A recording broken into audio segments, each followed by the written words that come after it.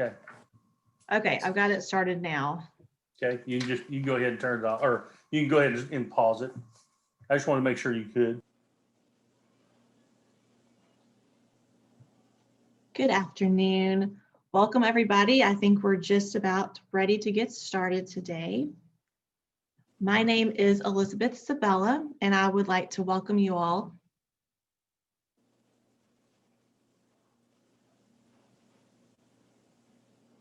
Try that again. Welcome, everybody. Thank you all for being here this afternoon. I believe we are ready to get started. My name is Elizabeth Sabella, and I will be leading us through our event today. I actually grew up here in Henderson. My husband grew up in Henderson. We both live here. We both go to church here. Our children are in school in Henderson. So Rusk County and this event really speaks to my heart. This is something that's very important and special to me. So thank you all very much for attending and welcome. You could have been doing a lot of things today. You could have been taking a nap on a Sunday afternoon. You could have been watching football.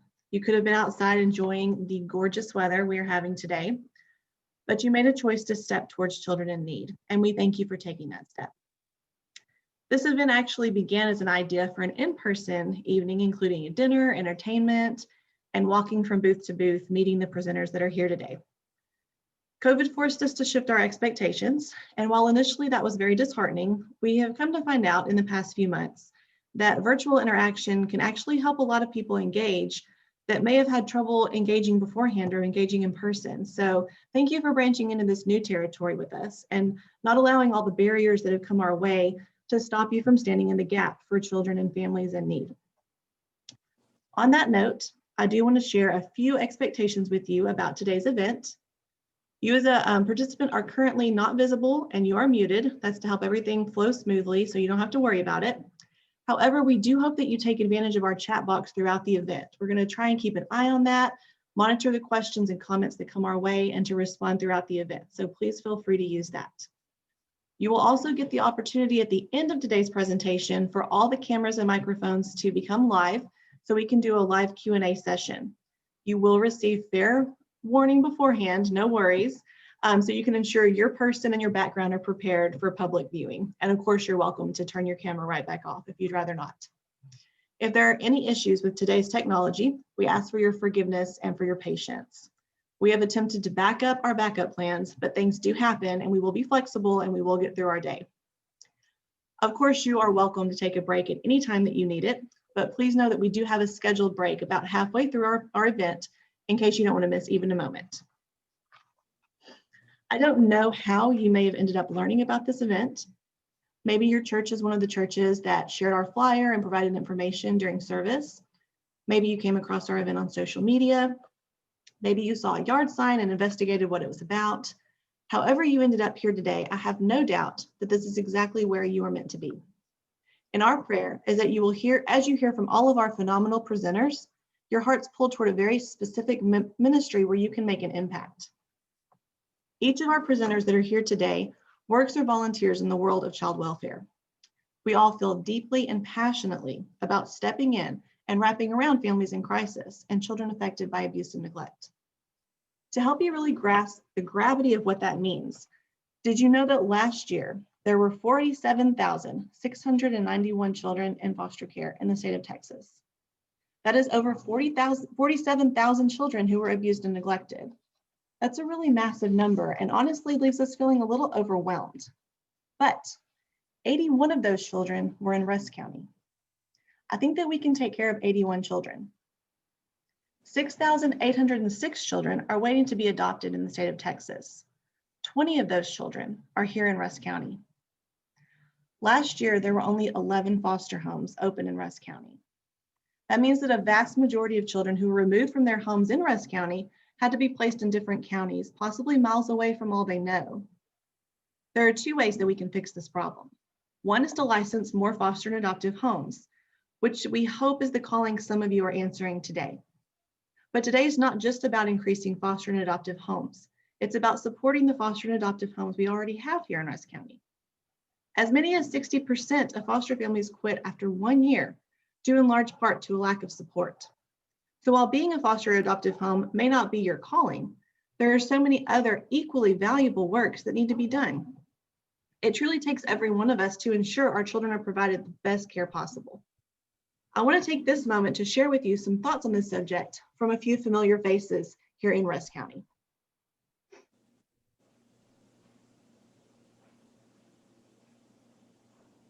Did you know that 89% of our kids in Rusk County are placed in foster homes outside of Rusk County? Did you know that there are Rusk County children available for adoption that are waiting for forever homes? These are our kids from our neighborhoods, our schools, and our communities. As believers, we have a biblical mandate to care for the vulnerable. As churches, we are uniquely organized to address these issues. Our Sunday school classes, or small groups, are already full of people who want to help, and they are already organized to provide support for one another. Where else would God want His people to be than standing in the gap for the most vulnerable in our county? These are our kids from our schools, our communities, and our neighborhoods. So I was born and raised here in Rusk County, and definitely did not realize the need for foster and adoptive parents, or realize how many children that we have in foster care here in Rusk County until I started working for the Texas Department of Family and Protective Services. So I wanted to let you know that these are our kids in our community that we need to be taking care of. They are our responsibility, and so please consider caring for these children. So not only can you foster and adopt, but there are multiple ways you can help with the foster care system. You can sew blankets, donate shoes, clothing, household items, you name it. The possibilities are endless. What are foster kids? These are our kids. There are kids from the homes next door. These are our kids from the homes down the street. They're our kids. They're not Gregg County kids. They're not Smith County kids. These are Rusk County kids. And being from Rusk County, it's our job to step up and take care of our kids. Being a foster parent for 10 years and a single foster mom for 10 years, there were some things I needed. I always met people in the store and they always told me, I could never do this. But just because you can't take in the kids doesn't mean you can't help a local foster parent out. You can become a certified babysitter. You can take a meal for the night. You can offer to step in and help do yard work, because foster parents are busy and single foster parents are busy, which brings me to the fact that you can be a single foster parent. Don't allow that to steer you away from it. I've done it for 10 years. I've done it on my own. It is doable. You can do it. And you can enjoy the process in doing it. Don't allow yourself to talk yourself out of it due to fear. Step up, help a foster family or become a foster family, and take in the kids within Rusk County or even the fostering counties adjoining us. Don't allow the devil to talk you out of it. The greatest benefit of being a foster and even an adoptive parent is being able to bridge that gap and to help families either recover from, a loss of a child and help parents along, or be that new parent for that kid, and be able to share the love of Christ with those kids. That's my wife and I's, one of our ministries is to reach children and their families through Christ by doing foster to adopt. These are our kids from our neighborhoods, from our schools, and from our community.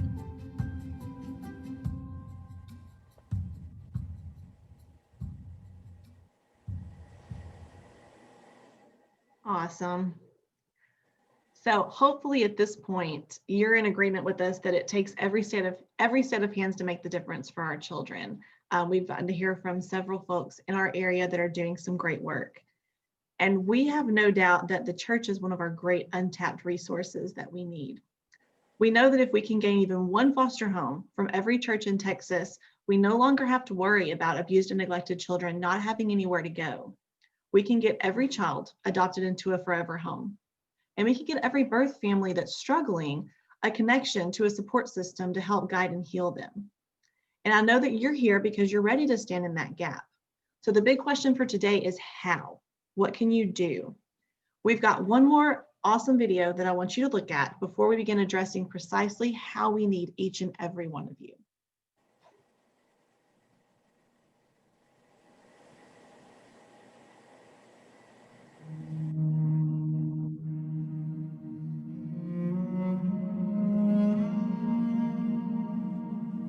It is time for a change.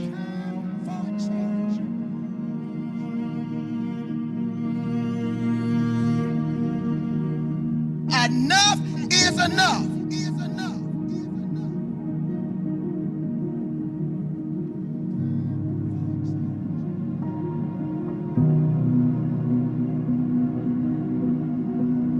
We are not taking it no more.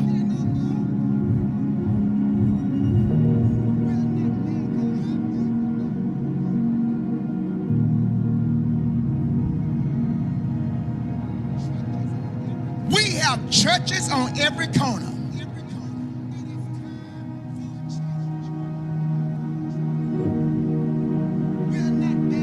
We are determined.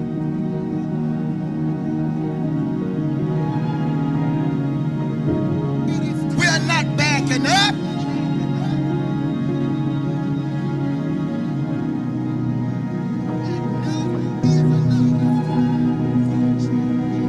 We are going to save our children.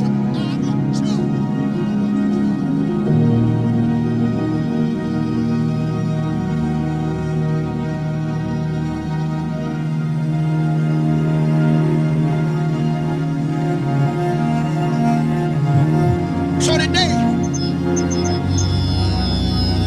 those of you that can and will,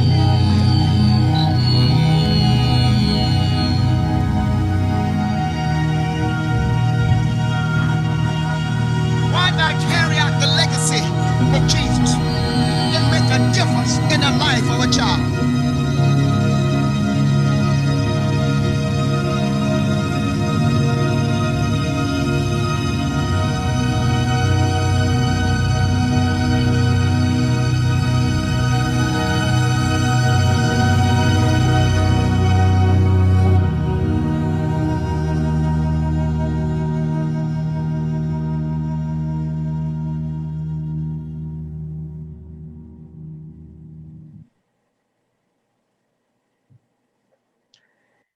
And that's the answer for today.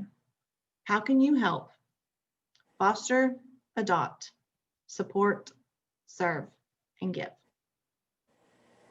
We have 10 presenters here today that are going to share with you a variety of ways that you can do just those things. The remainder of our time will be spent hearing from these people and hopefully finding your place.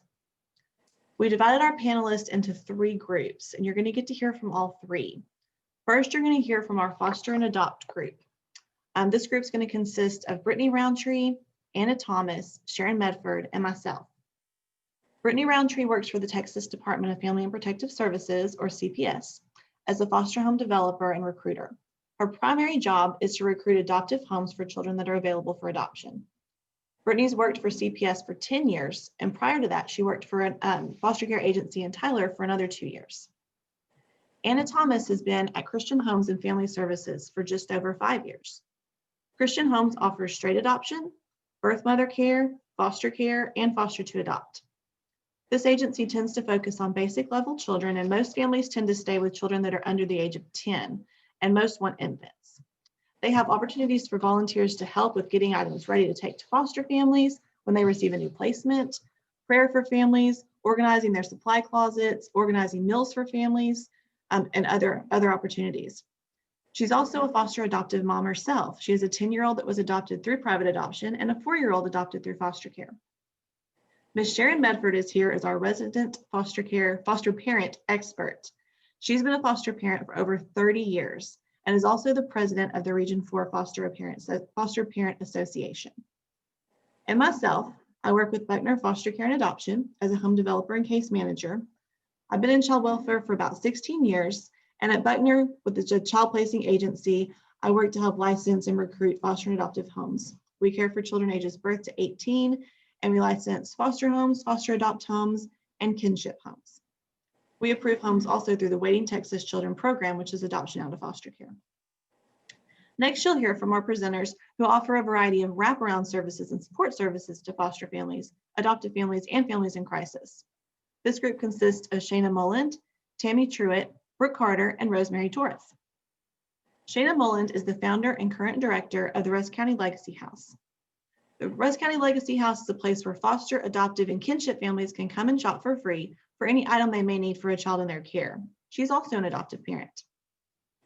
Tammy Truitt and Brooke Carter work with Kingdom Care 127, which is a support group ministry focusing on foster care and adoption in Rusk County. Their goal is to draw in support from the community and area churches and to wrap around existing foster and kinship families, mentor and support biological parents that are working with CPS to get their children back, encourage and support new families being called to foster and adopt, and be a support to those that work with CPS. Brooke is also an adoptive mom and a foster mom. Rosemary Torres is the Rainbow Room Volunteer Coordinator. She works on getting donations for the Rainbow Room in Region 4, which consists of 23 counties. She also oversees the volunteers and interns that help all children in care. The items in the Rainbow Room in most cases are for all children in all stages of CPS care. Finally, you'll hear from presenters who focus on child advocacy and helping churches engage with child welfare ministries. This group consists of Paige Brewer and Justin Hayes. Paige Brewer is the Development and Recruitment Coordinator for East Texas CASA. Prior to joining CASA, which is Court-Appointed Special Advocate, in July, she was with Highway 80 Rescue Mission for 9 years, serving as the Volunteer Coordinator and then as the Development Director. Paige has been married to her husband, Michael, for 25 years and has 2 children.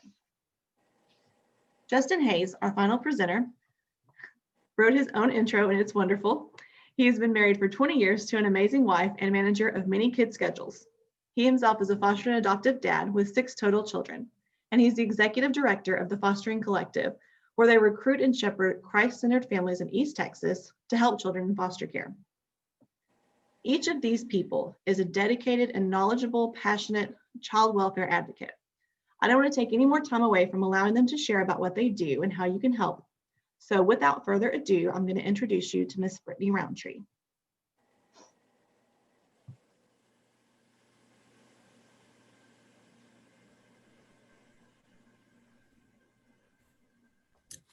Hi, everyone. My name is Brittany Rountree. I, like the video said, I'm a foster adoptive home developer here in Rusk County. Also primarily focus on recruiting adoptive homes for children that are legally available for adoption. If you are interested in just primarily adoption, you can view the kiddos that are available for adoption at our website, which is www.adoptchildren.org. If you're interested in fostering or adopting, there is additional information about becoming licensed as a foster or adoptive parent on the website I just gave you. CPS licenses homes as a foster home. We do foster adopt, and then we do what we call legal risk home. And a legal risk home is where the children are not currently legally available for adoption, but the plan is for them to be adopted. So we're just waiting on that final court hearing. So that's kind of just an overview of what CPS does in licensing or what kind of home CPS license. If you want further information on becoming a license, like I said, you can visit our website, or we do have an information meeting coming up. It's going to be a virtual information meeting, and it's going to be on November 22nd at 2 o'clock, and there is information on our website about that. So I guess I will pass it back off to Elizabeth for her to introduce the next presenter. Thank you, Miss Brittany. And let me add that as people are presenting and talking, please feel free to jump in the chat box. Oh, Casey has asked, what's the website again? Brittany, can you give that website one more time? Sorry, I was typing it to her, but I will give it verbally again. Oh, sorry. It's www.adoptchildren.org. And I'm also going to type it into the chat box. Perfect. All right, Miss Anna, I will pass the baton over to you. Hi, everybody. I just want to, first of all, say thank you for joining us on this Sunday afternoon and being interested in learning how you can be part of the foster care system. So as Elizabeth said, I am with Christian Homes and Family Services. We license families, straight adopt, foster to adopt, or if you're just interested in fostering, we license all of those types of families in all 23 counties of Region 4. Our website is www.christianhomes.com, and there is some information in how to reach out if you are interested in working with us to become a foster parent or volunteer opportunities or anything like that. So we have an office in Tyler, and that office covers all of Region 4, which is me. And then we also have offices in Abilene and in the DFW area. So I hope to hear from y'all soon. Thank you, Miss Anna. And just so everyone kind of gets how the system works, Brittany works with CPS, and CPS does all of the investigating, all of the removals, all of those pieces. And then when a child comes into foster care and needs a place to go, there are families licensed through CPS and there are families licensed through CPAs, which are child placing agencies. Anna at Christian Homes and myself at Buckner, these are two different CPAs. So there's a lot of choices out there. And if foster care and adoption is something you're considering, you've got lots of great choices. And I highly suggest you reach out to lots of agencies and touch base, talk to people. You'll find your fit. All right, Miss Sharon, I'm going to pass it on to you. Miss Sharon's taking us a different direction. She actually is a foster parent. And I know several other presenters are as well, but she's going to speak on that exact situation today. So Miss Sharon, whenever you are ready, you just dive in. Hi, can you hear me? Yes, ma'am, we hear you, but we do not see you. Okay.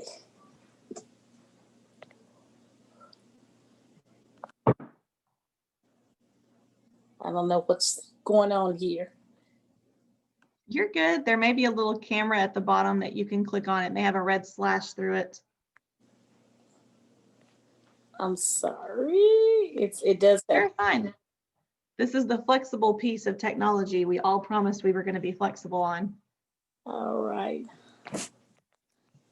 It has a slash. He might need to unstart the video. It's not doing. I'm gonna just go ahead and talk anyway.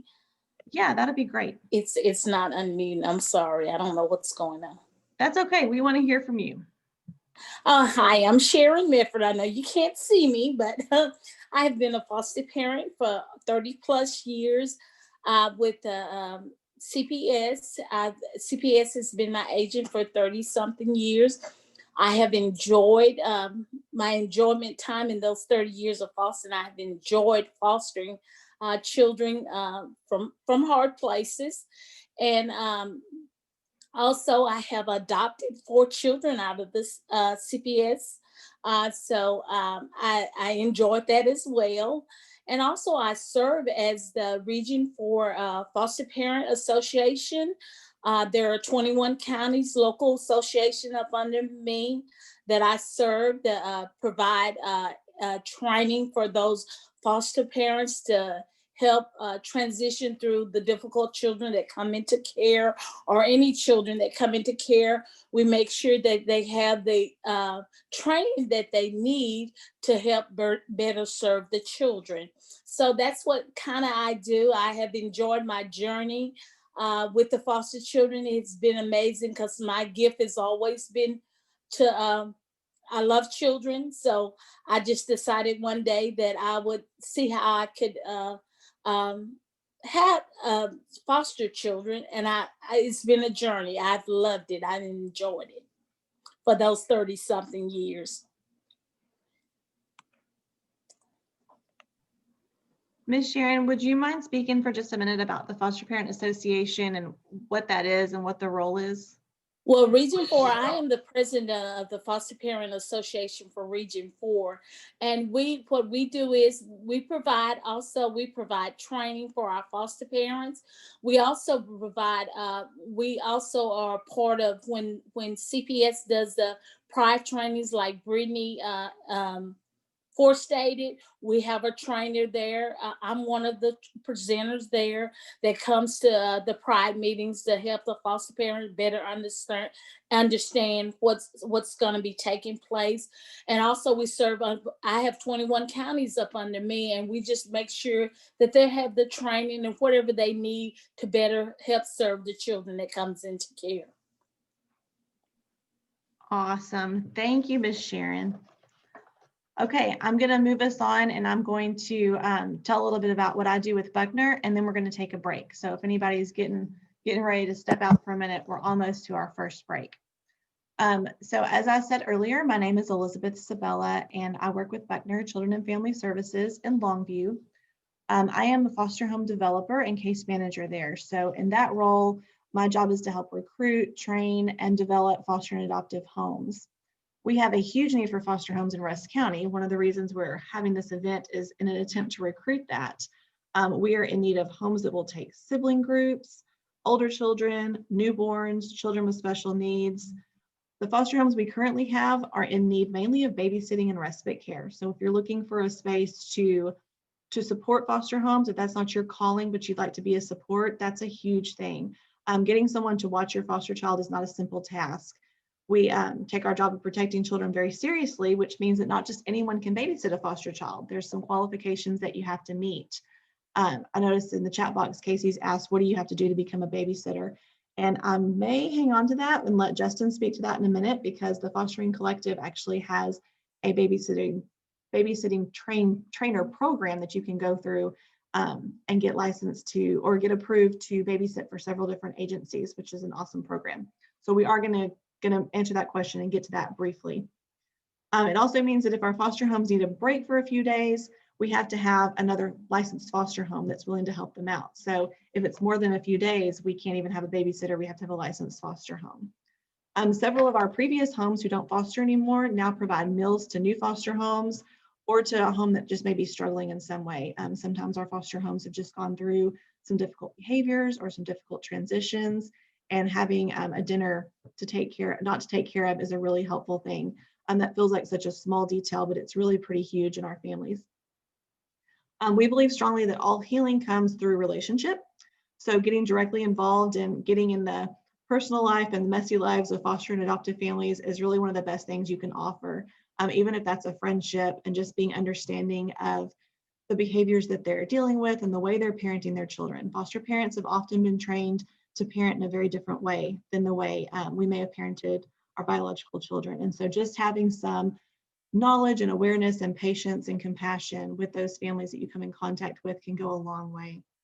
Buckner also has a program called Buckner Family Pathways, which is a self-sufficiency program designed around the family that typically serves single parents. The program provides safe and affordable housing. They actually live on campus in Buckner, or in Longview on the Buckner campus. Parenting education, life skills, financial literacy training, group meetings, individual counseling, and the opportunity to obtain a college education. We also have Buckner Project Hopes, which is an in-home parenting program for children ages birth to 5 years. So that program utilizes the Parents as Teachers curriculum, just a few of the services that we offer there in Longview. So that is the foster adopt piece. Those are a few places for you to look if you're thinking that's something that you may want to do. There's a few contacts for you. And we're going to move next into our wraparound services. But first, we're going to take a quick break. We've hit the 2:30 mark, so I think maybe a 5-minute break will be great right here if you need to step away for a moment. And then we will hop back in about 5 minutes, so about 2:35 or so, and begin that next piece. Thank you all very much. I'll see you in about 5 minutes. Elizabeth. Yes. He needs to unmute me. It says on the start video, evidently he's got me muted. I mean, he's got me where my video won't show. It says okay. Yeah. I will see what I can do about that. Okay.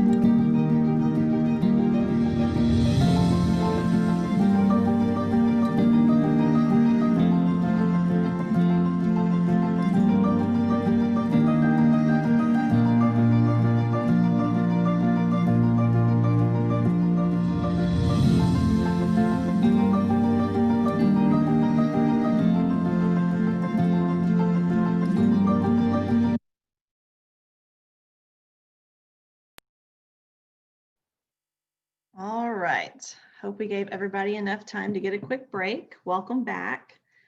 So we have now heard from our presenters that talked about actually becoming a foster parent, becoming an adoptive parent, and what that's like and what supports are available.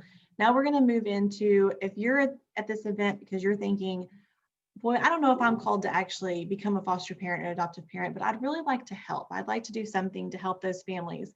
That's the next group that we're going to hear from. We're going to hear from some folks who offer really great wraparound services, support services, and other things that our foster parents need to be successful. Being a foster parent, being an adoptive parent is a huge undertaking and a massive task. There's a lot of stress that comes along with that, a lot of challenges. They have to follow a lot of rules and fill out a lot of paperwork and do all kinds of things. So any little bit that we can do to make that easier on them is a great support. So we are going to lead off with Miss Shana Moland, well, I'll let her tell you about herself. So I will pass the baton over to Miss Shana. Shana, I do not hear you. Hi there. Can you hear me now? Gotcha. Excellent. Hey there. So I'm Shana, and about 2.5 years ago, actually, I guess it was 3 years ago, there was a group of us that were foster and adoptive families here in Rusk County, and we would get together and pray together and encourage each other.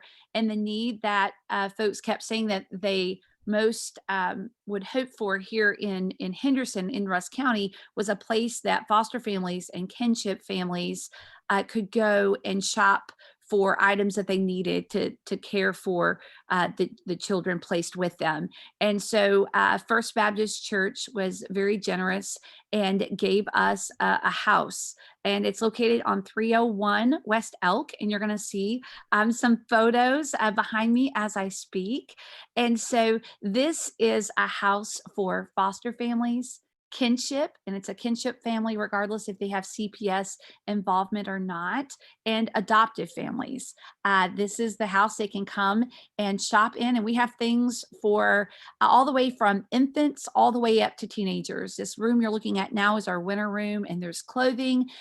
This closet you see has shoes, you name it. If a kid needs it, the house more than likely might have it. This looks like a hot mess, doesn't it? But this is the big borrowed room is what we call it. So families can borrow car seats and bouncers and whatever a kid might need. It's, as a foster family, it's hard to keep every item a kid might need in your home, right? From 0 all the way up to 18. Some families are open to accepting a wide range of kiddos. So the house enables them then to come and borrow and get things they need. And this is our youth area, which we're really, this last year, we've really started focusing more on youth. And so we have an area too, just for girls. I don't know if a photo is going to come up of that or not, but it's a teen beauty corner. And this is where the coats are. And this also, you can see a little bit of the teen beauty corner. And we're offering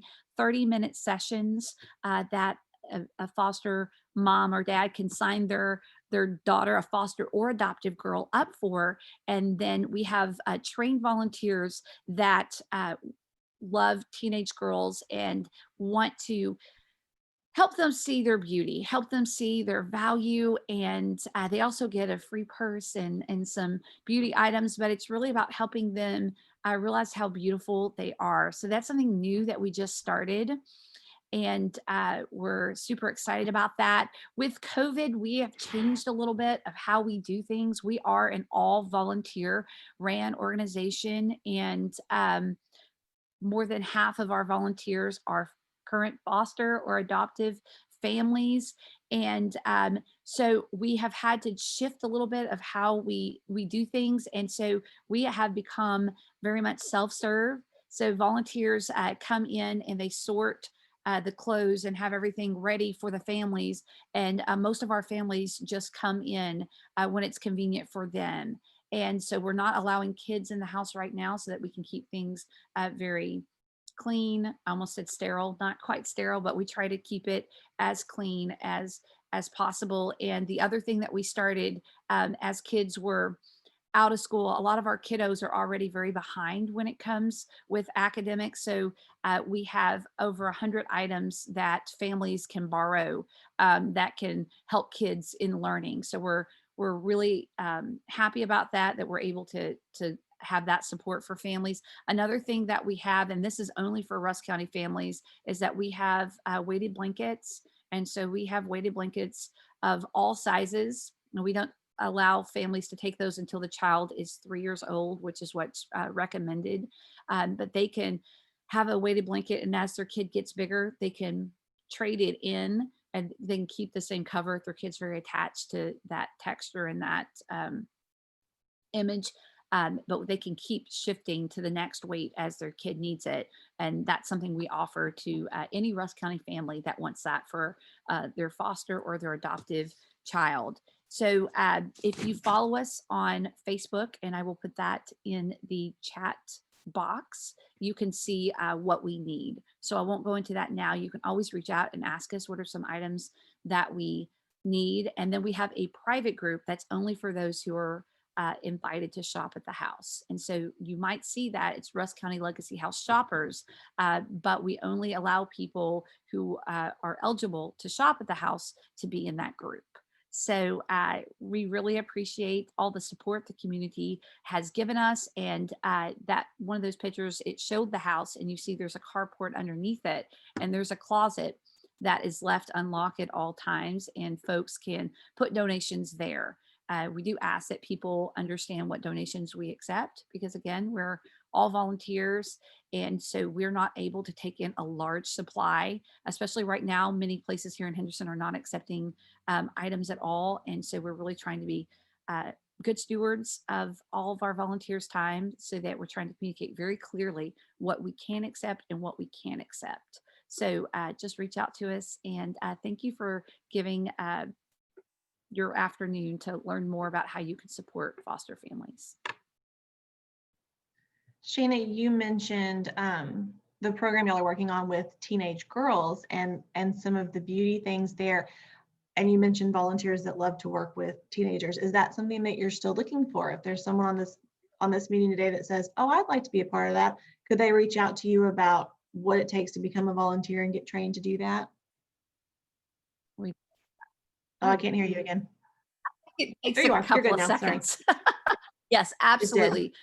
If they're interested in anything that I've mentioned, or they just have, a vision, we often have even kids contact us. They want to go on a tour, and then they'll do like a lemonade stand and donate basketballs or whatever it is. We consider Legacy House the community. So whatever you're passionate about, we might be able to match up and pass that on to foster families and foster kiddos. Awesome. Thank you, Ms. Shana. All right, and same thing, if you're listening and you're thinking, oh, I wish I would have asked that, pop it over to the chat box, and we're going to try and keep track of that and answer those questions. So next up, we're going to have Ms. Brooke Carter and Ms. Tammy Truitt. They are going to be sharing with you a variety of services and things that they work with Kingdom 127. So I will pass it over to those ladies.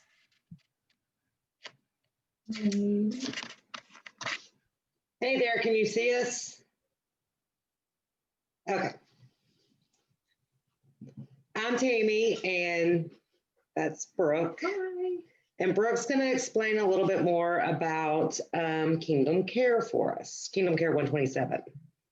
We started as a group of ladies, and we pulled our husbands in on this too.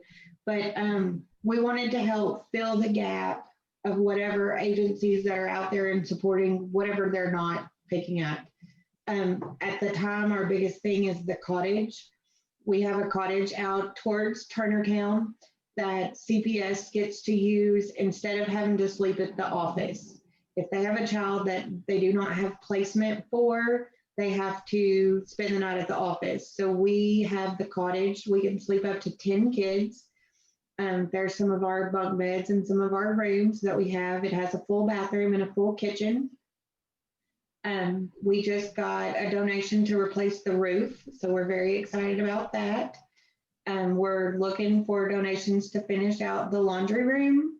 the laundry room. That way they can wash whatever clothes they have came with them. They can do the linens. We've had a very steady group in the cottage since we opened in March. Almost 1 to 2 kids a week. Unfortunately, that's a number that we wish was a lot lower, but we're glad that we have a place to be at. It's fully furnished with shampoo, anything that they would need, just like walking into a home. We keep the refrigerator stocked. We're always looking for help on who wants to help us stock the fridge and things. The CPS worker says that a lot of the kids really enjoy going in there and cooking dinner for their caseworker. This past week, we had a young lady that was there that had celebrated a birthday. They contacted us and told us that it was her 16th birthday. And so we were able to throw together a little surprise party for that. Kingdom Care also works with Christmas for the least of these, which last year we did 724 foster kids, I think, from Region 4, that if their county doesn't have a welfare board or a support system that helps foster parents with Christmas presents, then we come in, they get 3 wishes, and we do our best to fulfill those. So Kingdom Care really partners with Christmas for the least of these in that last segment, or the last quarter of the year. But they're also working throughout the year. Kingdom Care has been asked to help throw a prom for the PALS kids, which is the older teenagers in the Region 4 area. So we're working on that. We're hoping that it'll be a full day of pampering for them. It's just the foster kids. So they all have that in common. They come together.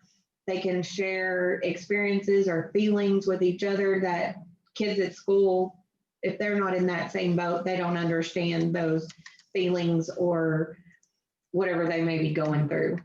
So Tammy's going to talk about what hopefully we can expand on this next year with parenting classes and more community involvement.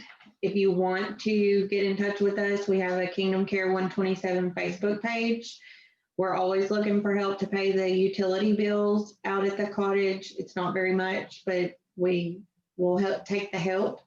And like I said, also stocking the fridge. We've had them there pretty regular. So at least 1 or 2 nights a week that we've had caseworkers and 1 or 2 foster kids staying at the cottage. So this past year, we became certified to teach parenting classes. And it's for the parents who I think are more high risk. They haven't lost their children, but they have open CPS cases. And then some of the parents who are trying to get their children back. It's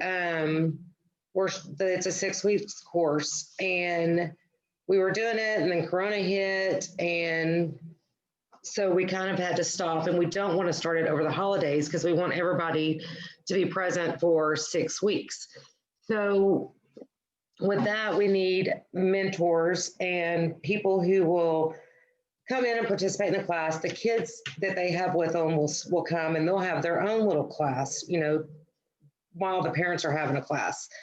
And then we have many kids who are in the system aging out, not many, but there are kids aging out who also have babies.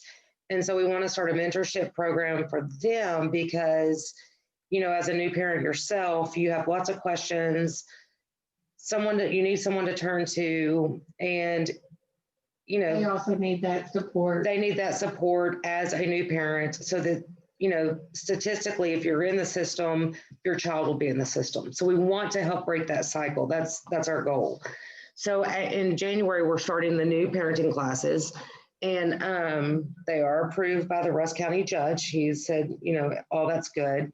So we're doing that. But also, one thing about Kingdom Care is when kids are placed at the cottage, Shanna and Legacy House is also a part of it. And so we have this amazing little network of people that we call. And so they let us know they're going to have someone at the cottage, and then we just shoot it out emails, and everybody provides what they like Shana provides clothes and stuff for the kids, you know, socks, clean underwear, because they show up sometimes with nothing. So it's just really, really neat how we've all partnered together and became this amazing little family to support the kids, and not only Rusk County, but Gregg County and Smith County and all the counties around us. So that's pretty much about it. If you have any questions, just let us know, you know, reach out to us through Kingdom Care and on the Facebook page, and we will answer them. I have a quick question. That was great information. You mentioned needing mentors. Is that something that people who are here today who are thinking, oh, I would love to help out, you know, a child who may be aging out, and could reach out to you guys and say, what do I need to do? Okay. And part of the class, on the parenting class, like if we have like 6 people like teaching the class or overseeing it, you know, then they would mentor a person within the class. And my ultimate goal is when the families coming through, the parents coming through graduate, if they are doing really good after graduating the class and they have a good church home and they're growing in that way, for them to come back and teach the next class, because then they can relate to the new families coming in. But to start off, we need people to mentor one. And it's not hard. I say mentor, you know, it's just be a support, be an aunt, be a friend, be a cousin, be their go-to, like we've all needed in our life. So yes, anybody can do that. That is great. And that's a huge, you mentioned cycles, and that's a huge cycle problem. Is so many of our families end up in crisis just solely because there wasn't support. So when hard times came, they didn't have anywhere to go. They didn't have anyone to turn to. They didn't have someone to say, I'll take care of this bill for you. Let me take care of the kids for, you know, you to get to this interview. All those tiny things that we sometimes, or I myself sometimes take for granted, coming from a very healthy family. Going through an interview, if they're not sure what is that process like? What am I supposed to say? What question, how am I supposed to present myself? That maybe they weren't ever taught or ever learned, that sometimes people take for granted, but then others that need that information, they're lacking that information. It's not a huge commitment, but just to be there and say, hey, I may not know the answers, but I'll hold your hand and I'll wade through those waters with you. And I will be a shoulder and I will be an ear. You can call me at 2 a.m. and we can scream at the world together. But, you know, to build that family bond with children that sometimes don't have that family bond, that are now raising children. Or the parents that are wanting to turn that around, and be like, okay, I'm going to do better. I'm going to get my kids together. I just need somebody to hold my hand through this process. Absolutely. Thank you both very much. That's great stuff. That's a lot of opportunities for everybody. So that's what I wanted. That's what I was hoping to get for today, is just here's lots of opportunities. I know that everyone who's listening, something's going to click for them to go, I want to be a part of that. Next up, we have Miss Rosemary Torres, who works with the Rainbow Room, and I'm going to pass that over to Miss Rosemary. Hello, can everyone hear me? Yes, ma'am. Hello, thank you all for being a part of this. I enjoy being a part of Be the Light, because we all need to be a light in our children's lives. The Rainbow Room is pretty much what everyone else has been saying, but the Rainbow Room is more the resource room for when kids come into care. We accept all kinds of donations. They do need to be new for Rusk County. The Rainbow Room there in Rusk County is run by a community partners, which is one step at a time. And they take everything that, you know, the basic needs from an infant up to teenagers, including toys.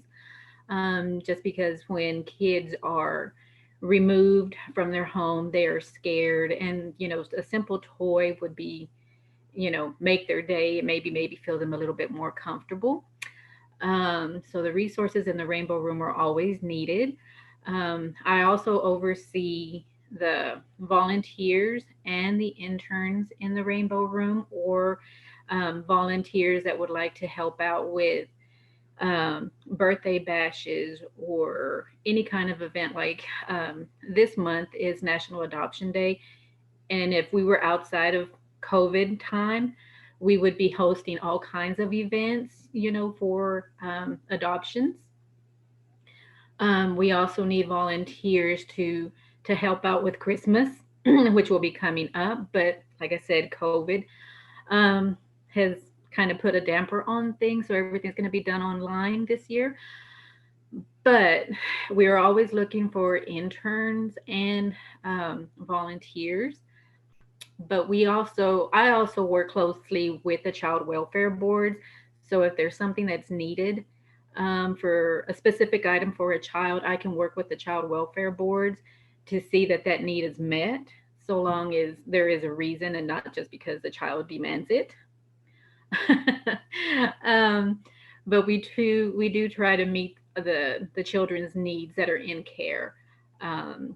I also, to assist the foster homes to get certified, I do have a contact with the Red Cross. So if there's anything that's needed for like smoke detectors or fire extinguishers or, any kind of trainings to that effect, I can get them in contact with that.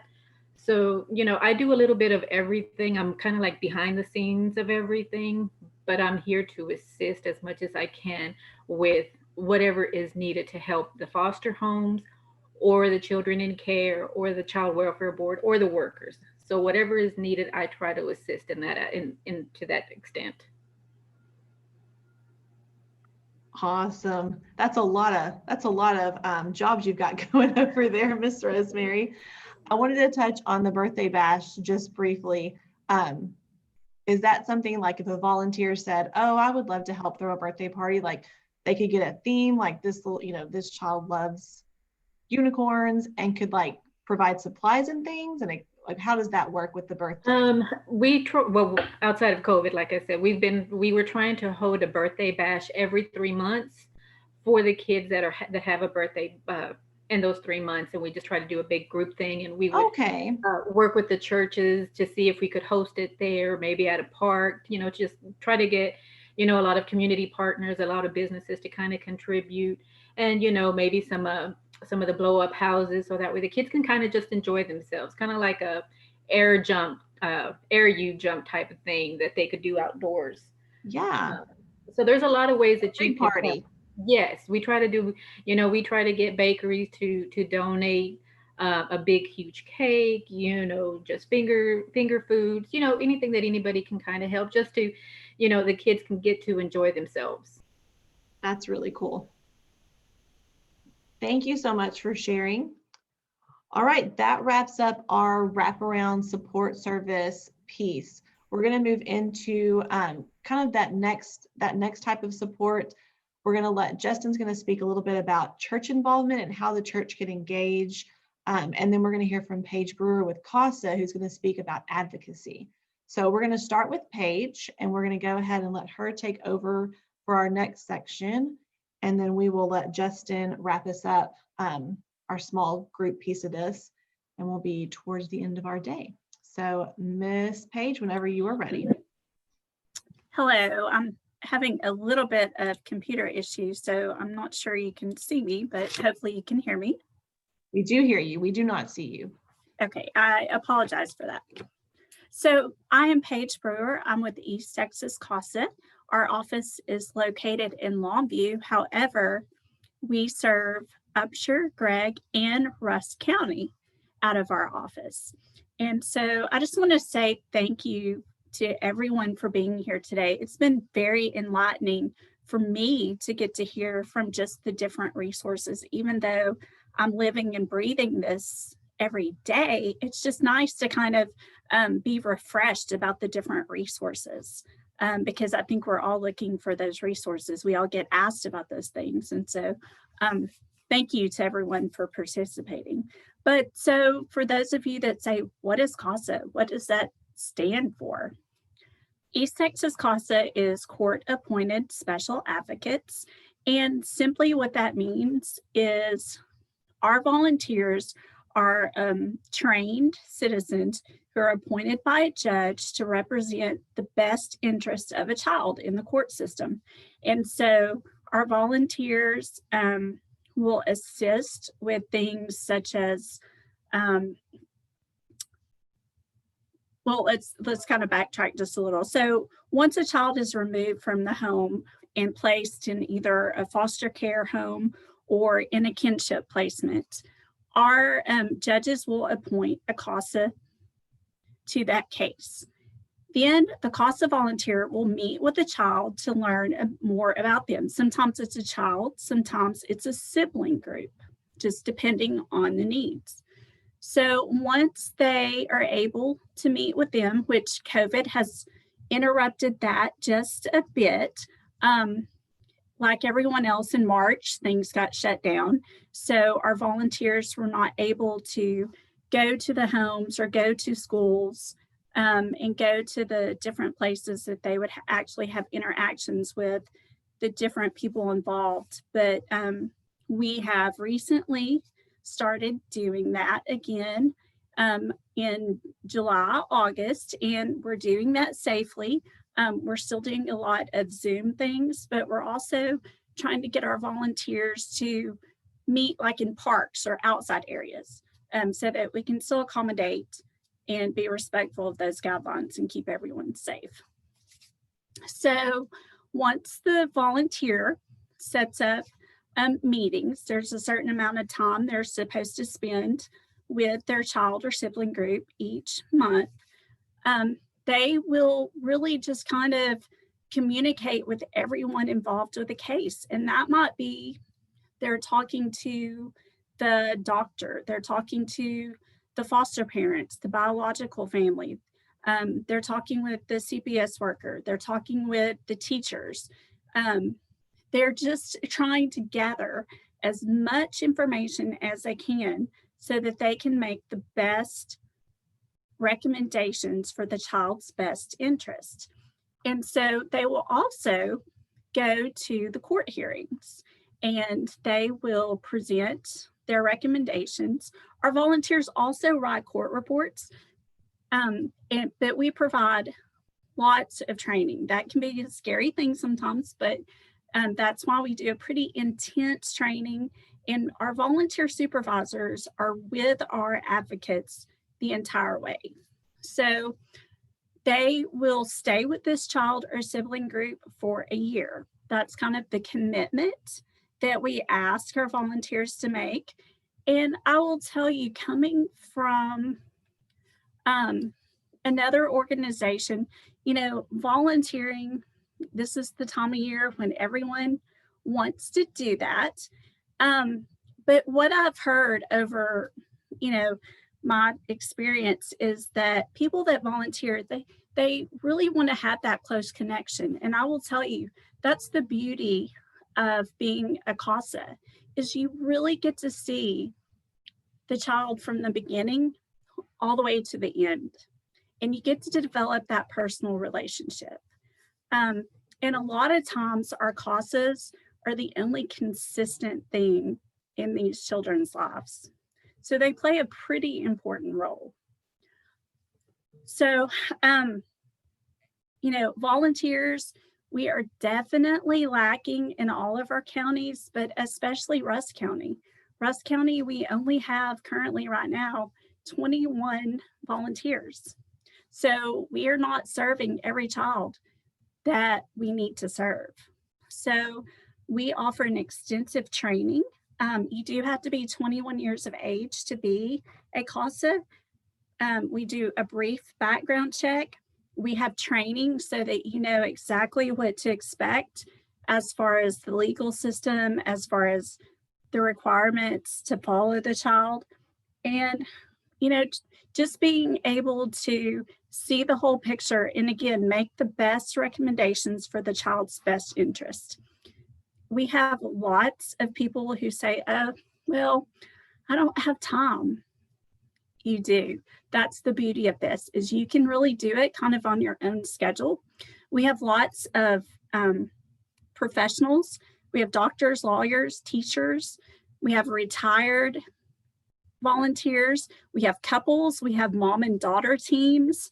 A lot of people don't realize that you can kind of tag team and be a volunteer, but you can really do it on your own time. And that's the beauty of this. And you can really make a difference in a child's life. We offer also out of our office the Getting Together Safely program, which is it's really to protect the best interests of the children whose parents have a custody or a visitation matter within the family court. So what that means is a judge will decide that in that order for a child to have contact with a parent, there has to be a neutral third person during the visitation. And so we provide that here. So that's another way to volunteer. If you say, hey, I don't really think I can make that year-long commitment, that's another way to get involved. So we also tomorrow are kicking off our Casa Christmas tree, because not all of our kids go into a foster home, unfortunately, because what we're talking about today is we don't have enough. And so a lot of times they have to go with a friend or family. And that friend or family is lower income. So these are truly children that would not have presents under the tree if they were not on our tree. So we kick that off tomorrow. And let's see, that runs through December 14th. I'm trying to think what else. It's just a great way to really get involved if you want that personal connection and really, really make a difference in a child's life. Sorry, it took me a minute to unmute there, Paige. Thank you so much for sharing that. CASA is a great way. We talk about relationship, and that's such a big way. Paige is absolutely right that sometimes the CASA is one of the most consistent people in a child's life. So it's a great program, great opportunity. We had one question about how can our people who are here today listening in help with the present drive through CASA? What can they reach out to you directly? Are you yes. So you can always go to our website, which is easttexascasa.org, or you can go to our Facebook page. We post a lot on our Facebook page, but you can, starting tomorrow, you can call or come by and you can pick your person. We have single children, we have sibling groups you can choose from. There's a wish list. So you just simply buy presents from their list. You'll wrap them and label them, and then just make sure you're returning them to our office by December the 14th. Perfect. And Brittany has posted that website as well in the chat box, so you can scan up there and see that. Thank you very much, Ms. Paige. And last but certainly not least, we are going to pass it over to Mr. Justin Hayes, who is going to share a little bit about the Fostering Collective and the many, many works that they do. All right. Well, thank you so much. Can you hear me okay? All right, great. Well, thank you all so much for attending. Thank you for being a part of this. It really is exciting to hear what everyone else is doing and just to see that we are coming together as a community.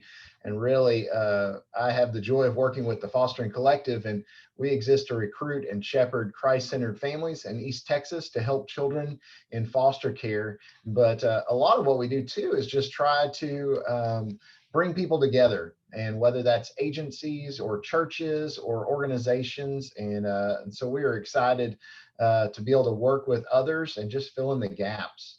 And as you've been watching all of this, you may have had some thoughts on things that you can do individually, but you also, a lot of you may attend a church and you may think, well, what can we do as the church? And we know that as the church, we are called to care for those who are marginalized, those who are orphaned, those who are fatherless. And so a lot of churches want to help, they just don't know how. And so one thing that we do with the Fostering Collective is we love to walk alongside churches. So if you think that your church may be interested, we would love to walk alongside you and help you get something going. And I think a wonderful example of that is Kingdom 127 who came out of a church, and they have started a wonderful ministry. And you can see now what all they're doing with the cottage and with their ministry to bio families and just several things. And so it's really neat to see how God can use each church's uniqueness to serve in a different way. And as we think about how the church can minister, the first thing we usually talk to people about is first, you need to look at the families that you have in your church already. Do you have foster families in your church? Do you have adoptive families in your church? Because we want to make sure that they are supported well. There's a statistic that says that over 50% of foster families quit within the first year because of lack of support. And if there's a foster family in your church, they should not be quitting because of lack of support. This is a perfect opportunity for their church family to wrap around them. So we encourage churches to find out who their foster families are, as well as their adoptive families, because we know once you adopt, that doesn't mean that the challenges go away. A lot of times they're just getting started. And so we need to walk alongside these families. And a big way that you can do that is something called wraparound families, which is where you take 3 or 4 different couples and they wrap around this one foster or adoptive family, and they just help them with whatever they need, whether that be running errands, mowing the lawn, getting groceries, babysitting, or just being somebody to listen. And just that having these families having somebody that they can talk to is a wonderful thing, and knowing that they can call on somebody whenever they're struggling, that's a good thing. I am personally a foster and adoptive father. We are adopting our 6th child this Friday. Praise God, if everything goes through.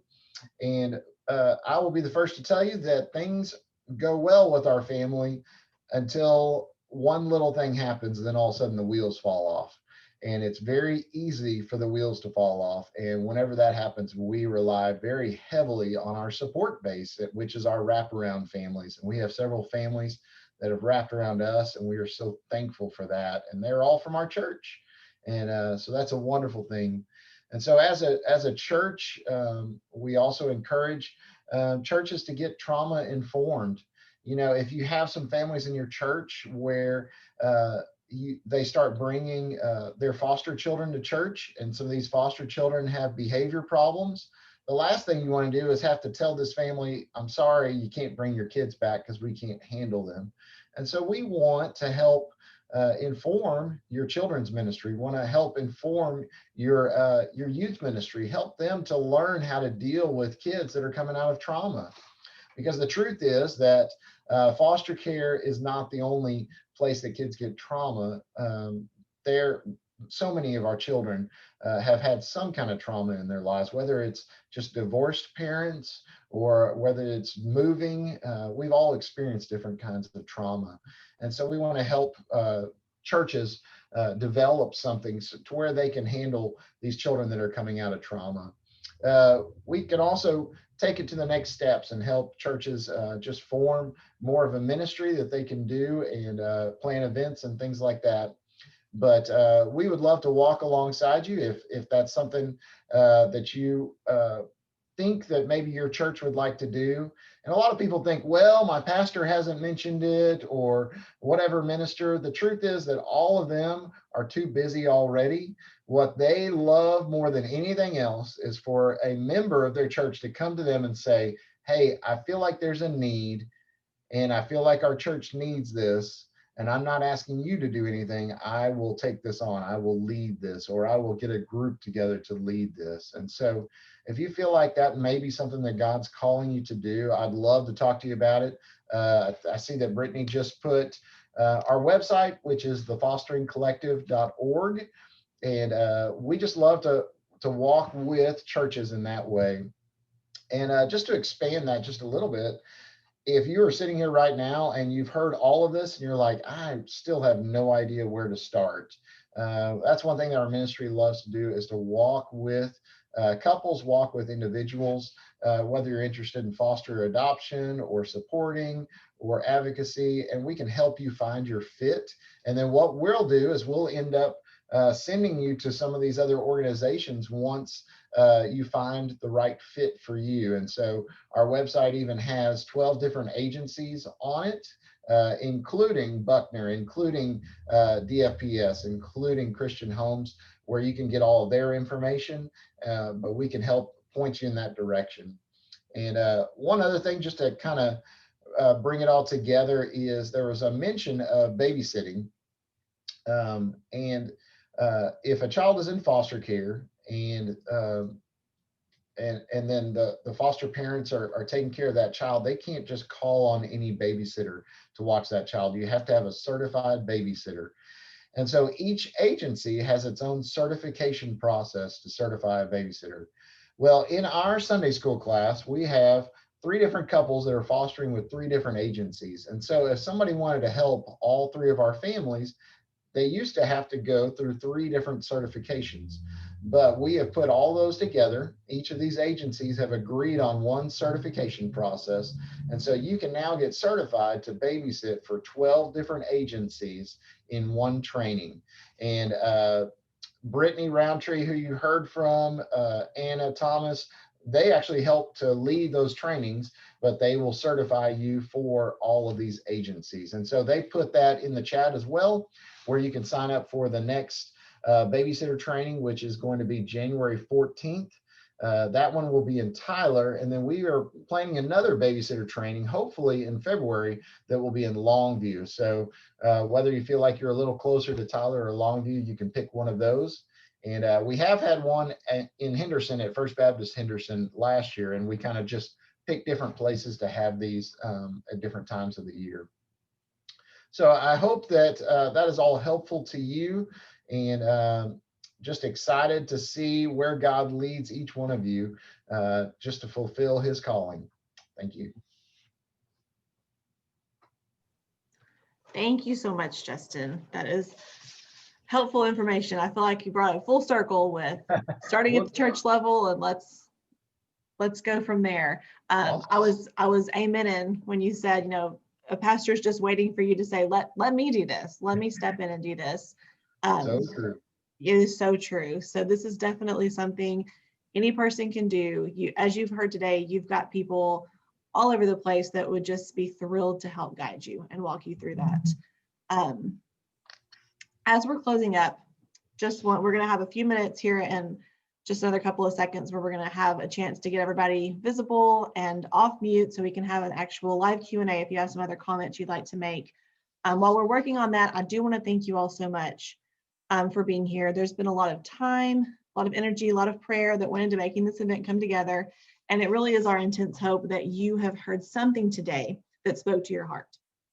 Your first step was logging on. So we're really going to ask you to pray and think on taking that next step to reach out to one of the people, multiple people you've heard from today, so that we can continue to support, love on, and heal children in our area who've been through abuse and neglect. It takes each one of us to just do one thing. That's always an easy way to look at it. If everybody can just do one thing, we can take care of this problem. Please answer that call. Please be willing to foster, adopt, support, serve, or give. Before we close it out, I do want to let everyone know that you're going to receive a follow-up email with contact information for each presenter that you heard from today. So if you heard somebody and you think on it for a couple of days and go, this is who I really want to reach out and talk to, you're going to have their contact information. This event is also been recorded. That will stop before we begin the Q&A, so you will not be recorded. So you'll be able to view this, share it if you'd like to. If you have a friend who wasn't available to be here, we're going to make sure you get that link as well. So I am actually going to stop the recording at this point.